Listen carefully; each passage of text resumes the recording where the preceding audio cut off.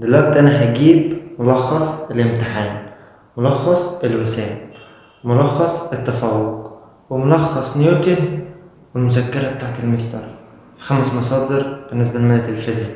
إيه الأخبار؟ نهارك أبيض، يا رب دايما في أحسن حال. لو أنت تفكيرك بالطريقة دي فأنت محتاج تراجع نفسك كويس جدا. بص يا باشا، مبدئيا كده في مثل أنا بحبه جدا، واللي هو إيه؟ أبو بالين كداب وأبو 3 منافق.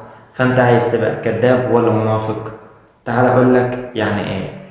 مبدئيا فكرة تعدد المصادر اللي أنت تذاكر منها دي من أكبر غلطات ثانوية عامة، مش بس في الفيزياء، دي في كل المواد. كل اللي أنت عليك تعمله إنك تخلص ملخص واحد. حلو، برافو عليك، خلصت. بعد ما خلصت يجي ملخص تاني، فين المشكلة في كده؟ مفيش أي مشكلة. طبعا المصدر اللي انت هتذاكر منه هو اللي تذاكر منه أول السنة، في نص السنة، ونهاية السنة. تمام؟ بلاش بلاش بلاش تشتت نفسك. مفيش مشاكل في البداية، لأن انت في البداية بيبقى عندك وقت. جرب مثلا، جرب طريقة الشرح بتاعت المستر ده، طريقة الشرح بتاعت المستر ده. ذاكر مثلا جزئية معينة من الملخص ده، جزئية معينة من الملخص ده، هتلاقي نفسك فاهم فيه.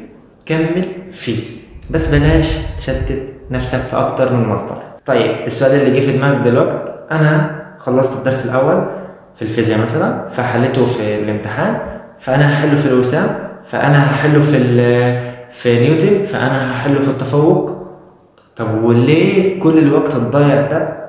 ما احنا قلنا في البداية خلص الملخص، بعد كده خش على الملخص التاني، بس تخلص الملخص كله. اعتبر ان الملخص التاني اللي انت هتبدأ فيه هو ايه؟ مراجعة. انما فكرة ان انا اخلص الدرس ده هنا واخلصه هنا واخلصه هنا واخلصه هنا، ده تعدد مصادر وده غلط.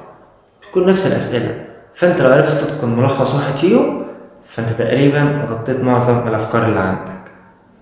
وبس يا باشا، يبقى ايه هو الملخص اللي انت هتجيبه؟ هو ملخص الامتحان.